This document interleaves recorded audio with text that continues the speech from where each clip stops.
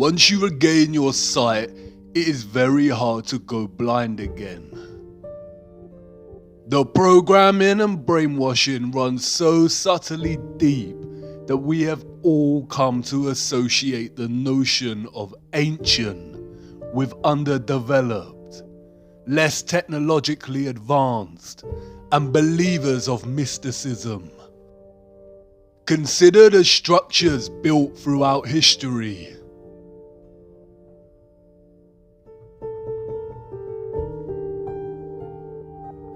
The ancient fortress of Ollantaytambo in Peru. These huge stone blocks are made from granite. They weigh between 40 and 120 tons, or between 36,000 and 120,000 kilograms. The world record for the deadlift in the weightlifting world is 500 kilograms. So how did the Incas transport this granite to such a high altitude location? Look at the way the stones fit so neatly together like jigsaw pieces. How did they cut granite with such precision? Look beyond the stones. Who were these gigantic steps made for? And by who? Babalovo Palace and its bath. This bath was allegedly created from a 160-ton piece of granite. 160 tons is 145,000 kilograms. The bath structure today weighs 48 tons, or 43,000 kilograms. They say it took the artist 10 years to create. But look, how perfect its curved structure is, and the upper rim of the bath. Yeah, right.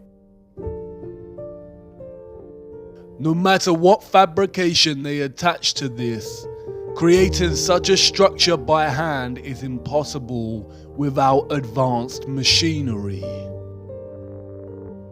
Alexandra Column, erected in 1834. The column is a single piece of red granite. It weighs 600 tons, or 540,000 kilograms. Again, how did they lift this in the 1830s? And how was it carved to such perfection? Look at the intricacy displayed in the statues of Capella San Severo. These were allegedly crafted in 1753. It is obvious this is not handcrafted. Cutting through a single piece of pure marble with such perfect precision and attention to micro detail is impossible without some kind of advanced machinery. History as we know it is a lie. These all point to civilizations with advanced technology. The photographs of Stonehenge and the Temple of Abu Simbel tell us to be skeptical of other historical structures, such as the pyramids. It is likely that the pyramids are not as old as we are told, and they could have been constructed by anybody, and at any time during history. It is likely that they were all constructed more recently with two primary purposes in mind: to deceive us, and as a ritualistic place of worship, honoring their satanic gods. The first power tool, we are told, was not invented until 1895, and the first electric lamp in 1879. So how was this architecture crafted and constructed?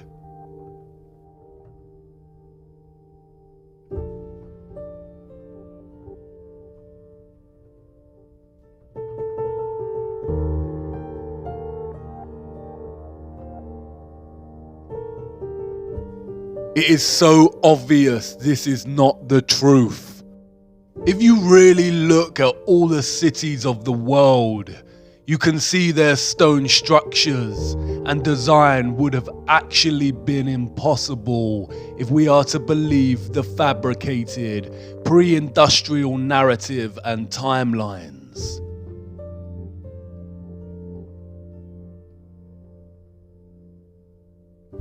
There is an abundance of compelling photographic and structural evidence suggesting that the civilizations of the world experienced a cataclysmic mud flood in its recent history, which buried many cities.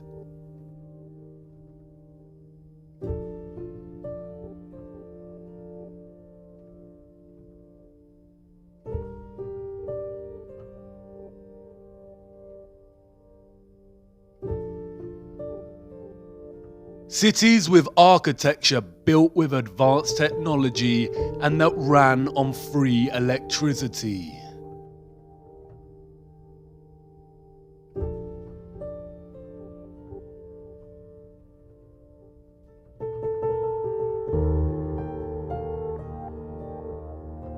There also exists evidence of a worldwide nuclear war somewhere between 1780 and 1815. It all points to an early 19th century worldwide reset through depopulation. We also see old photographs of nigh-on deserted cities and of birthing stations and orphan trains, suggesting they needed to repopulate large areas of the world at some point.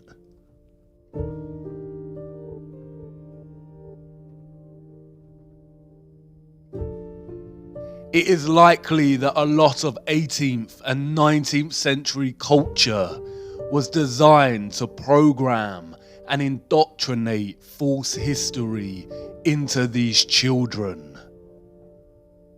This is a topic to explore outside of this series, but it all suggests that our history has been heavily edited, timelines distorted and corrupted. The Mandela effect. Why do you think it was so easy for the Rothschilds to rise to power? Were they just really adept at manipulating the financial world? It is very likely that the rise of the Illuminati and the Rothschild banking took place against a different contextual background and much earlier in history. The Napoleonic War is likely a fabrication, and the war in which the Rothschilds came to power was a different kind of war. It is also highly likely that Tesla's story is not entirely true. It seems more accurate that he actually rediscovered free energy, and that's why it was suppressed immediately and not given a chance. It seems very convenient that photography was not officially invented until 1822.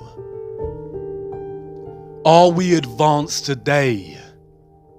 Yes, we have computers, but look at all the wires. Our infrastructure has not actually progressed. Trains, cars, and planes, in principle, are the same as they were when they were invented. Aesthetics and slight improvements in speed give the illusion of progress. Control and manipulation, both necessary as we advance technologically, because technology exposes their lies. Advanced cameras expose the lies of space. That is why the key methods for discerning truth from lies is to trust our own eyes, senses, and judgment over narrative. There is zero evidence of the heliocentric model on Earth. And to follow the people who run our world, follow the money, follow the bloodlines, follow the symbolism, and follow their fear. When they suppress, when they scream hoax, when they smear, we must dig and examine. The question burns. Who or what cut down our giant trees and mined the earth? And where did all the mined material go? There are a handful of possible conclusions we can draw from studying the geological nature of our flat Earth. The first is that whatever beings mined Earth were undeniably more advanced technologically, industrially, and intelligently than the human species. The second is that they were obviously much larger than us as a species. You could reconcile the possibility that they were humans like us, but just technologically more advanced, and had developed the machines capable of committing such actions. But this is very unlikely.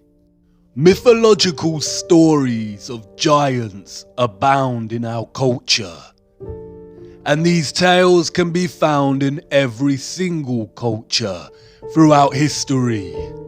In the Christian and Jewish biblical texts, we find accounts of the Nephilim. In ancient Greece and Rome, we have giants and titans. In the Quran, we have the people of Ad. Giants are present in scripture, mythology, oral history, folklore, literature, and movies. The Book of Enoch speaks about fallen angels, or the Watchers, beings that came from a realm above the firmament and began to interbreed with humans. And they became pregnant, and they bare great giants, whose height was 300 ells, who consumed all the acquisitions of men. And when men could no longer sustain them, the giants turned against them and devoured mankind. And they began to sin against birds and beasts and reptiles and fish, and to devour one another's flesh and drink the blood. The canonical Bible gives us the same account, this time naming these giants as the Nephilim. The Nephilim were on the earth in those days and afterward. During that time, the sons of the true God continued to have relations with the daughters of men, and these bore sons to them. They were the mighty ones of old times, the men of fame. The land that we have gone through as spies is a land that devours its inhabitants. And all the people that we saw in it are of great size. There we saw the Nephilim, and to ourselves we seem like grasshoppers, and so we seem to them. It would be naive to think the ancient texts have not been edited, or books of scripture hidden. The Vatican Apostolic Archives are highly secretive vaults containing thousands of texts inaccessible to the public. Even Wikipedia gives credence to the enormity of these vaults, stating that they contain 53 miles of shelving. What is important to remember is that the biblical texts also contain chronicles of their God, of their Lucifer. The deeper you travel down the rabbit hole, the more these texts surprisingly align with the reality of our world and offer insight much better than any corrupted field of science.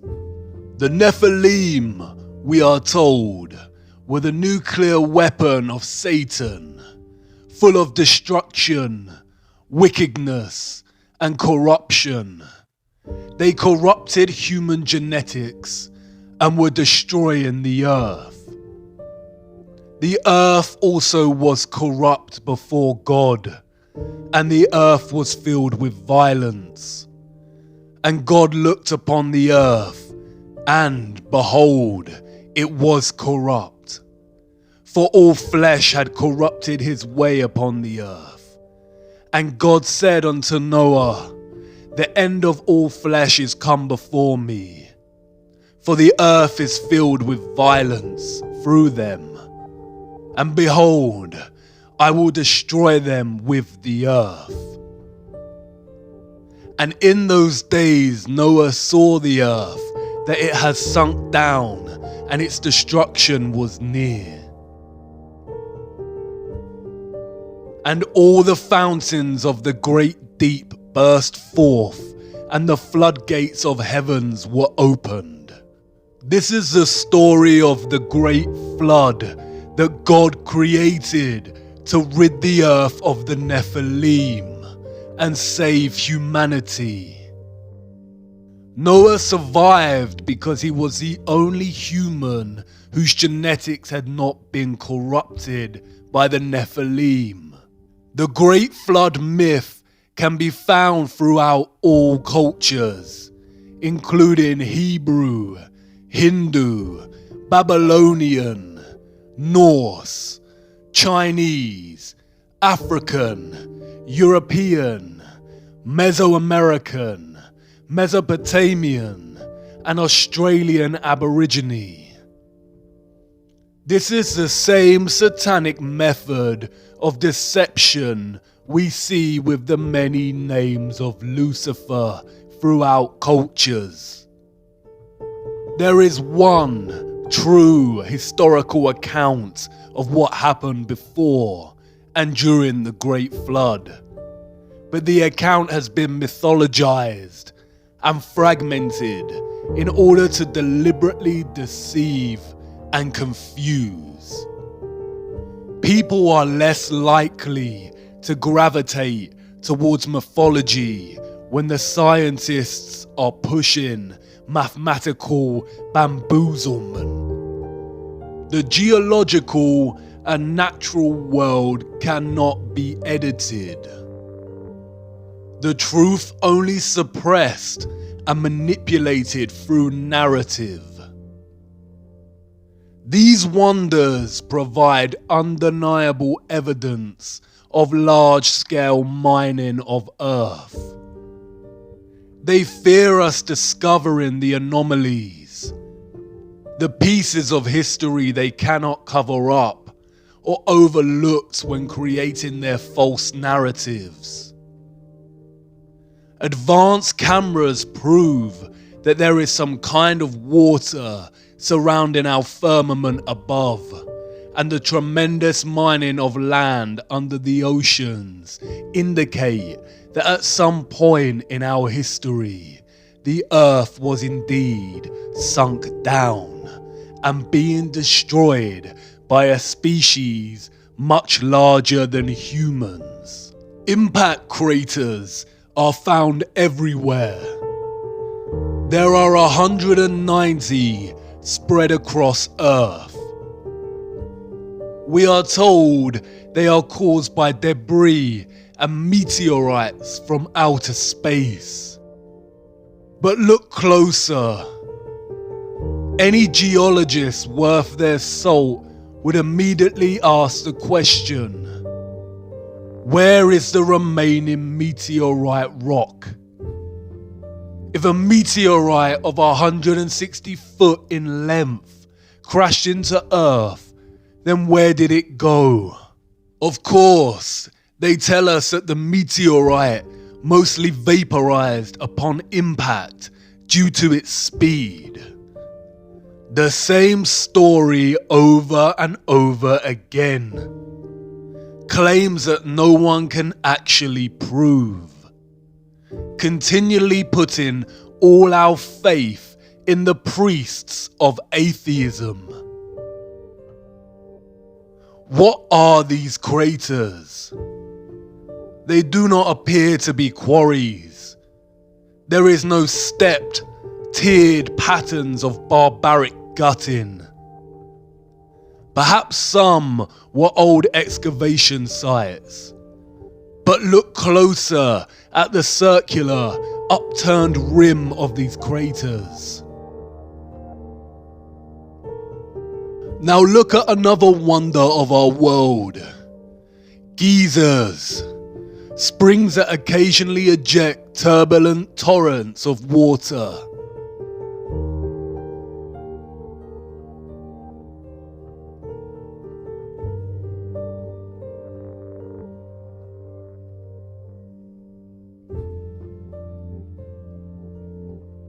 Can you see it? The same upturned edges form from the release of water pressure. There were not oceans on Earth during the Silicon era. It's interesting how some impact craters appear to be flooded, and while others show vegetation growth in the center, most likely from the moisture. As you can see, right in the middle is the opening in which the water comes up from and releases into the air.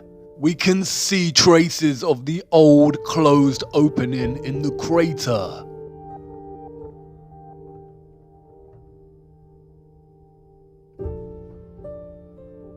The microcosm and the macrocosm.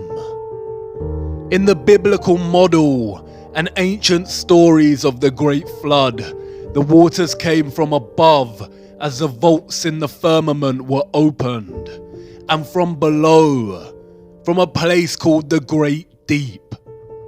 The Great Deep in the biblical model is not the oceans.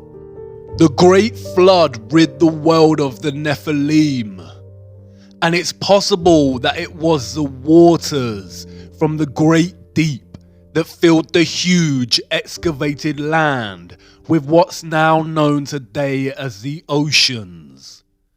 The vast amount of carbon in the atmosphere from the mining then influenced the direction of growth of all the life that followed.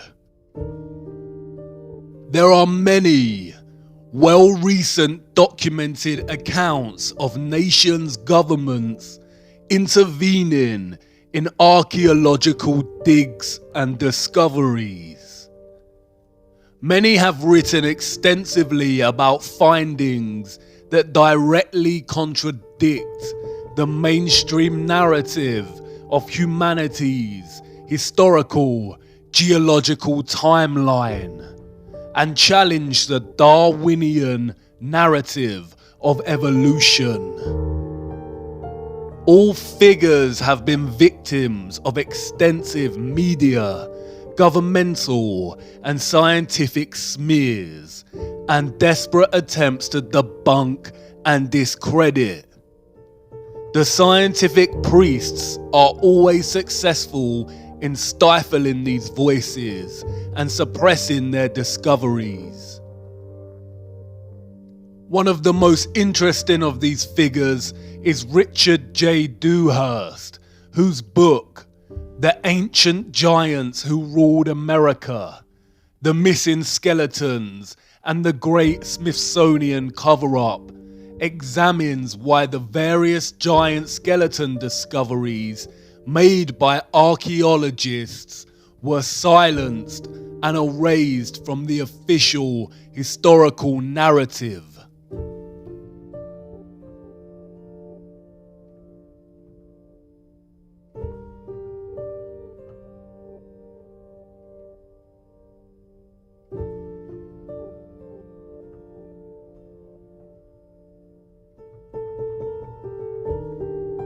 The idea of giants or of the Nephilim existing in our past seems stranger than fiction.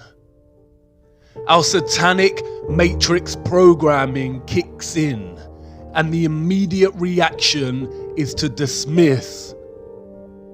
But we have already accepted a very similar natural history, a corrupted half-lie.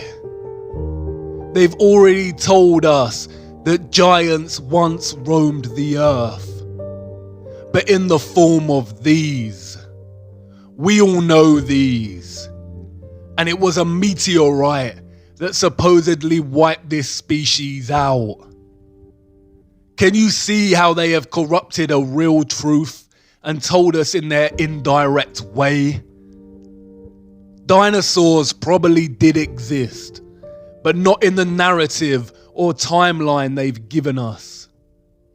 In a world of enormous silicon trees, there would be so much oxygen in the atmosphere. Because of this, living life would grow to immense heights and sizes. All life back then was a lot bigger than it was today. Because of the oxygen, living creatures would also have lived much longer lives, some for hundreds of years. If giants did once exist, then why lie and hide it from us? Simply because it completely destroys the theory of evolution. It is no secret that Charles Darwin's grandfather, Erasmus Darwin, was a Freemason, as was the entire family's male lineage. Erasmus was not just any Freemason. He was a 33rd degree Freemason, the highest rank of the organization. The number 33 is highly satanic, used throughout their symbolism and rituals.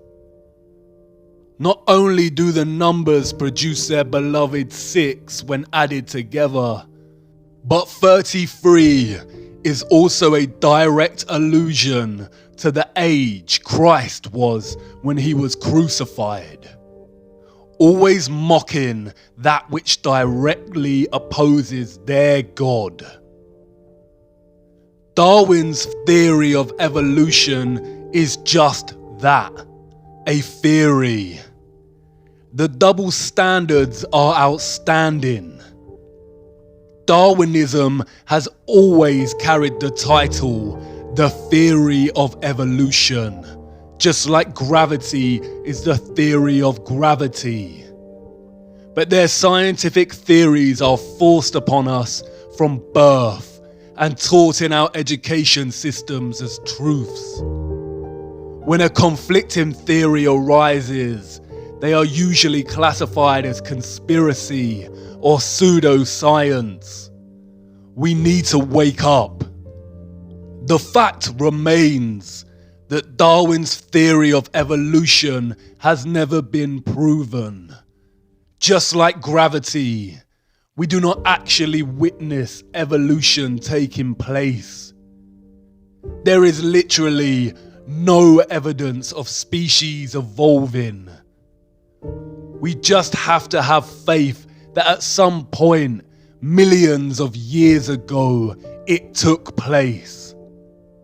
They have never found the missing link between humans and monkeys, and all subsequent militant work by figures such as Richard Dawkins and David Attenborough is nothing more than satanic programming and propaganda.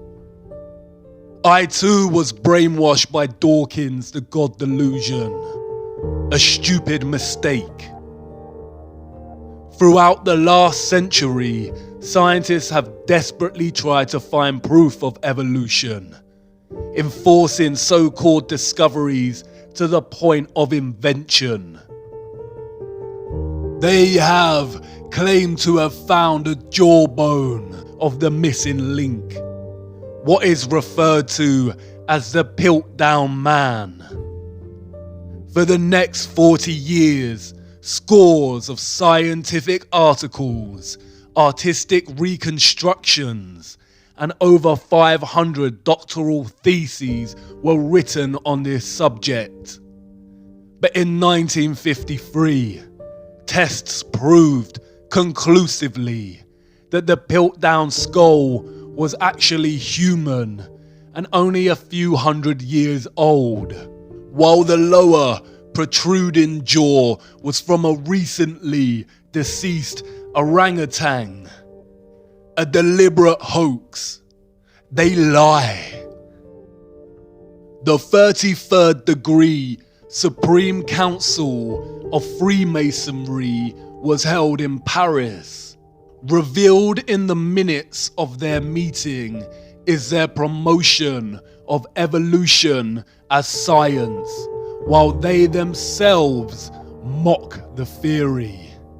The minutes read, "It is with the scientific theory of evolution in view that we are constantly, by means of our press, arousing a blind confidence in these theories. The intellectuals will puff themselves up with their knowledge, and without any logical verification of them will put into effect all the information available from science, which our agenteur specialists have cunningly pieced together for the purpose of educating their minds in the direction we want. Do not suppose for a moment that these statements are empty words. Think carefully of the successes we arranged for Darwinism. Darwinism had two objectives. The first, to dislocate the notion of creation as a real possibility, much like heliocentrism. And the second, to create social Darwinism, the idea of superior races and social classes, propelling humankind into some false belief that they must succeed and beat all competition. Social Darwinism became one of the driving ideologies behind fascism, communism, capitalism, and eugenics. It is in direct conflict with the teachings of Christ. Real consideration needs to be given to the reality of the Luciferianism at the heart of the entire social, economic, cultural, and historical fabric that governs our everyday world.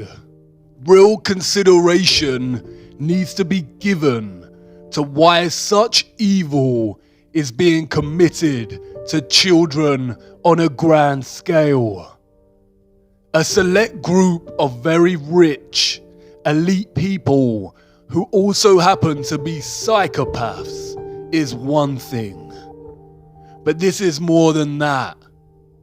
The crux of it is this.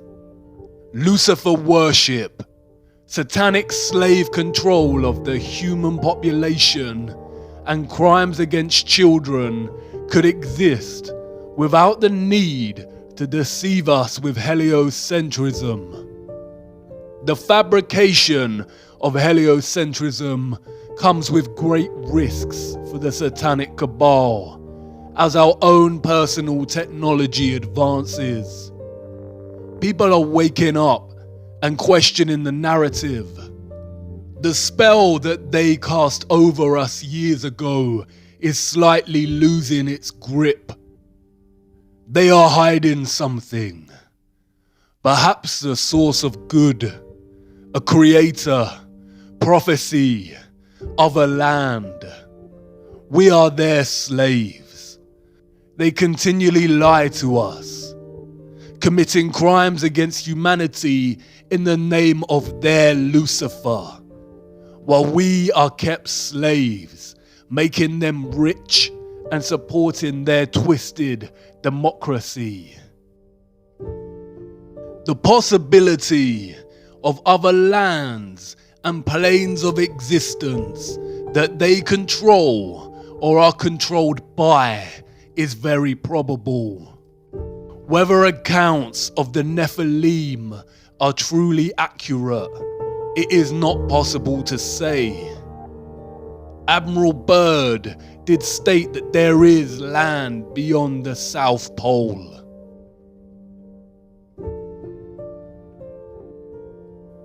Old maps written off as a hoax or inaccurate show other land, extra territory.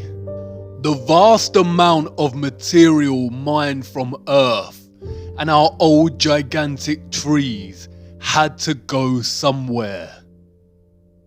It is very possible that they have discovered a way out of the firmament at Antarctica and are able to leave.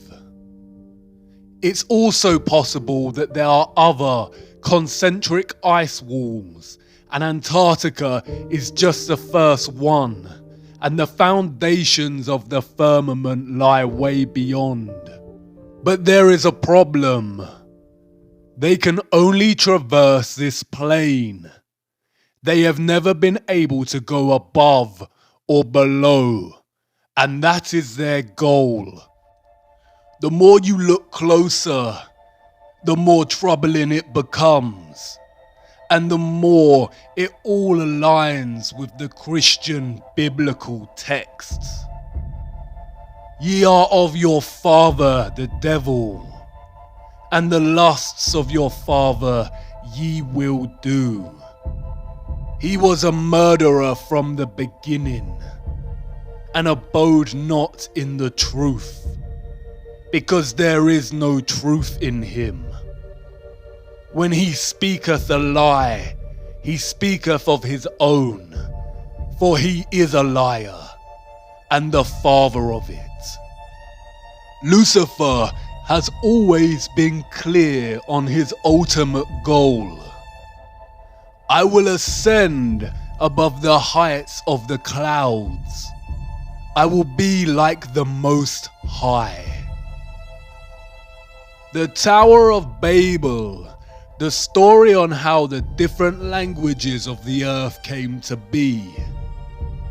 Nimrod, a Luciferian gigantic king, built the tower to reach up upon heaven, to reach the firmament and be like the Most High. God saw what they were doing and broke the tower and scattered all people over the earth and divided them by different languages so they may not attempt this again. The broken Tower of Babel, the European Union Parliament building, in direct opposition to what God said not to do, unite all nations. The EU, a branch of the United Nations. Our minds programmed and manipulated by the media to think this could ever be a good thing. Union of all, a utopian lie to advance the Illuminati satanic agenda of a one world government. Their new world order, Novus Ordo Seclorum, the uniting of nations under one government, under one world currency, one world military, one world religion. The end goal, all potential threats to their system dissolved. Complete control over the human slave species. A new world order. A new world order. A new world order. A new world order. New world order. And a new world order. A new world order. A new world order. A new world order. A new world order. A new world order. A new world order. A new world order. World order. A new world order. As I've told you before, because I love it so much, Novus Ordo Seclorum, a new order for the centuries, for the ages, forever. The international order. Global governance. Global governance. Global governance. Global society. Global influence. And people talked then, in 1990, of a new world order. The reference to the Tower of Babel signals another motive, a more sinister one. Lucifer's goal to ascend like the Most High. They have been trying to breach the firmament for years. Operation Dominic and Fishbowl were attempts to nuke the firmament. Although we weren't able to shatter that highest, hardest glass ceiling this time, thanks to you, it's got about 18 million cracks in it. The mysterious Libyan desert glass, scattered over hundreds of kilometers in the Sahara Desert. This mysterious glass puzzles scientists. Some theorize that it is formed from nuclear explosion. The glass is nigh on pure silica and is so strong it has a melting point of 1,600 degrees. Crystal remains. But of what? The trees? Maybe not. How many cracks did she say are in the firmament? This didn't always share the same name with a chocolate bar. Those before us called it the Great Rift.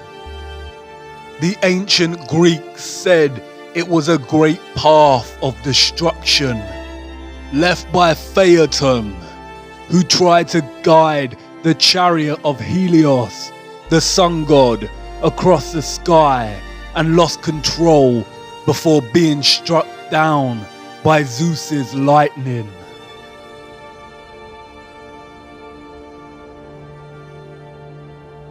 They've been trying to breach the firmament for thousands of years. The Great Rift, the scarring of their barbaric failed attempts. Glass of pure silica, a silicon dome, a semiconductor separated by the waters, the electrical conductors, powering the luminaries through vibrational electromagnetic energy. They use quantum physics to articulate the properties of semiconductors. They call it the crystal lattice, the description of atoms, ions, and molecules in crystalline matter. Look at a crystalline lattice. Hexagons. Look at the atomic structure of the lattice, the hexagon and the cube. The crystalline unit cell of the cube is the most common shape found in crystal. What do they know? What energetic field of darkness are they worshipping, giving their energy to, and sacrificing children for? And then there is this. They are doing it right now while we sleep. CERN. The Large Hadron Collider. This is the world's largest and highest energy particle collider and the largest machine in the world. They are in search of the Higgs boson particle to prove the Big Bang and to understand the nature of dark matter and black holes. All lies. Look at CERN's logo. 666. Do you remember the ritual that was filmed at CERN, located on the border of France and Switzerland? Shiva the Destroyer. The same symbol adorns the boardroom of the World Health Organization. The World Wide Web was invented here at CERN. 666. Look at the dance opera they put on to celebrate the opening of this.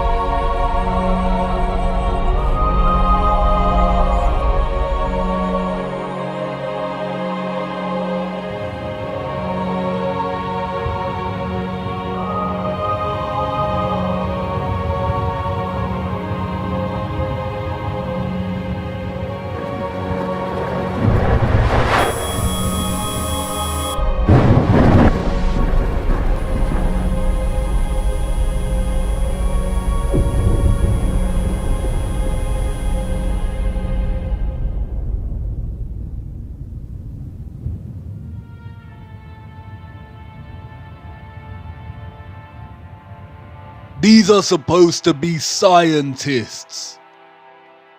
This is a ritual full of Luciferian imagery. Lucifer, oh how you fell. Look, Shiva's dance of destruction. And the fifth angel sounded, and I saw a star fall from heaven unto the earth, and to him was given the key of the bottomless pit.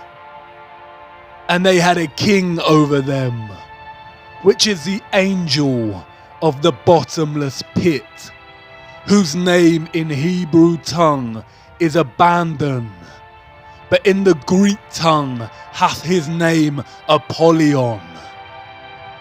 Apollyon, Apollo again, the moon landing missions. The town in France where CERN is located is called Saint-Jean-Pied. The name Pied comes from the Latin Apollyasum, and it is believed that in the Roman times a temple existed in honor of Apollo, right here where this French town is situated. And the people who live there believe that it was a gateway to the underworld. What did God banish to the bottomless pit? The souls of the Nephilim. You've seen this geometry before. The 8-spoked wheel. It is the wheel of time.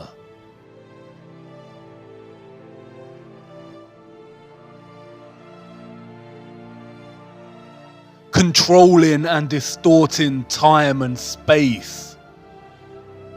They are openly telling us what they are doing.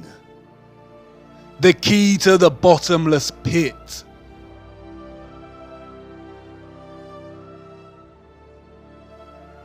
They are trying to open a portal to another realm or bring something out into our realm.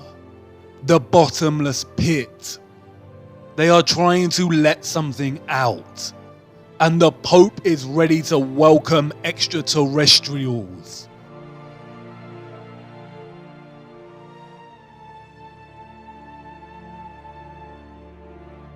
The sculpture in the Vatican is called Resurrection. Does this look like Christ to you? They are trying to resurrect something, but it is not Christ, and they are not aliens.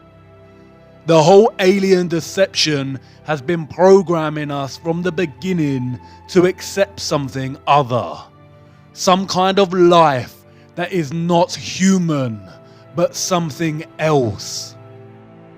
Look at the satanic symbolism at the ceremony dedicated to the opening of the Gotthard Tunnel in Switzerland. This was put on by CERN.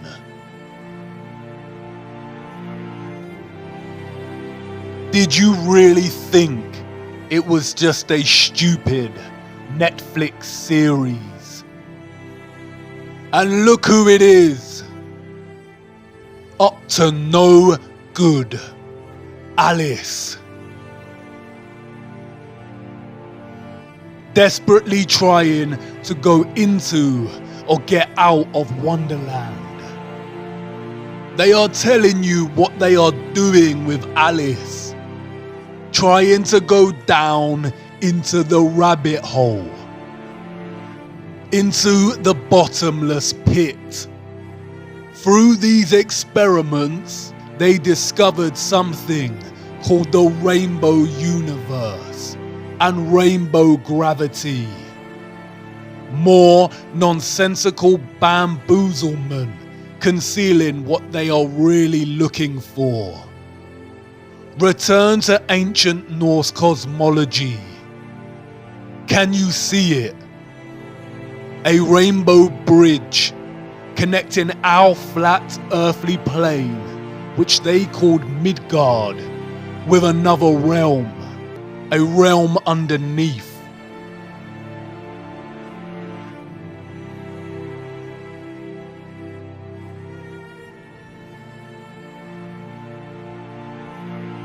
You did not notice the enormous trees before, did you? Heed it now. The underworld they called Hell and Niflheim. Niflheim is very similar to the word Nephilim. Hell is the same biblical hell, or what the ancient text called Sheol. The Rainbow Bridge also connects to Valhalla, the city of Asgard, or what is known as Heaven. A path to ascend to the Most High. It doesn't matter if you cannot move beyond your programming to conceive this as a real possibility. It doesn't matter if you believe in it. What matters is that they do believe in it, and they rule and own you. Stranger than fiction, a paradox. The deeper down the rabbit hole, the more upside down everything becomes. and yet it all starts to make sense. Do you understand the enormity of their lies? The human slaves of Earth, being fooled into thinking they are a random product of coincidence on a lonely rock.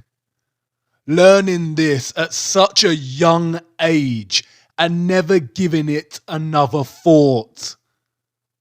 Fed to the brim with Hollywood fantasy movies, so the actual world lost its colour. Their spirituality denied, the truth of good and evil denied, any chance of living a life of righteousness replaced with the satanic worship of materialism and debased Darwinism, and all the while their masters, the cult leaders, are desperately trying to bridge realms and ascend from this plane to the Most High. What will it take to wake humanity? While they are sleeping, this is happening. The tower is being rebuilt, and the little freedom we had to begin with is vanishing. The dawn of their new world order is coming.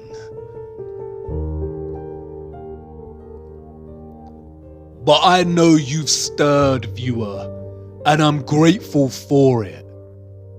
Now is not the time to lose faith. We have to tumble down one last rabbit hole before I let you go. What I am going to show you should restore your faith and hope. Come on now, our final stop has arrived.